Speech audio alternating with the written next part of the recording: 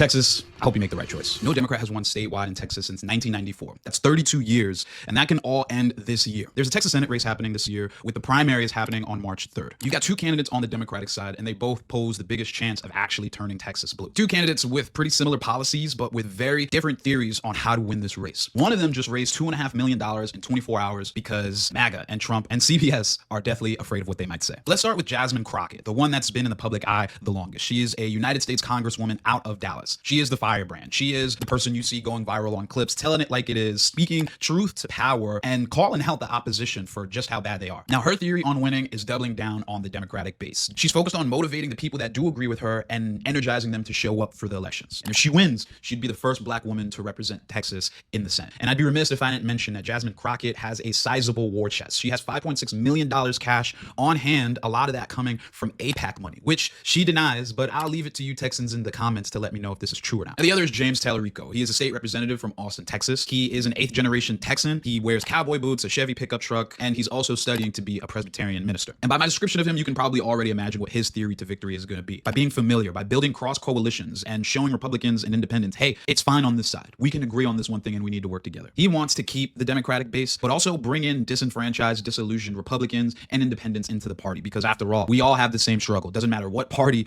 you're a part of, America could be greater for everybody. And he frames this through populist progressive economics. But what I love the most and what really brings about this cross coalition theory is that he frames this all through a Christian lens. And it's so refreshing to hear someone use the words of Jesus, the words of the Bible, and not twist them the way most conservative evangelicals have. I mean, you have Kid Rock saying that God is going to cut down all of the fake liberal media who disagrees with him. I don't know. I've read the Bible from time to time, but my God don't act like that. And both of their policies are pretty similar. They want higher taxes on billionaires. They both want to stop ICE and the DHS's operations at whole. Both say Trump has committed impeachable offenses. So the difference here is purely strategic, electoral strategy. Who do you think is actually going to be able to win? And I think the situation with Stephen Colbert tells you exactly what Republicans think and what they're afraid of. On the other hand, Republicans love to play Jasmine Crockett clips. They love to point their finger and say, hey, that's the person that hates you. That is the opposition. That is what they think about us. You shouldn't vote for them. But you tell me, Texas Democrat, what do you prefer? What do you actually think is going to win? Do you get aggressive? Do you show your teeth? Do you energize your base? Do you attack the opposition? And if you do, you probably want to vote for Jasmine Crockett. But if you believe what it takes to flip Texas blue is to build a strong cross coalition, to dig deep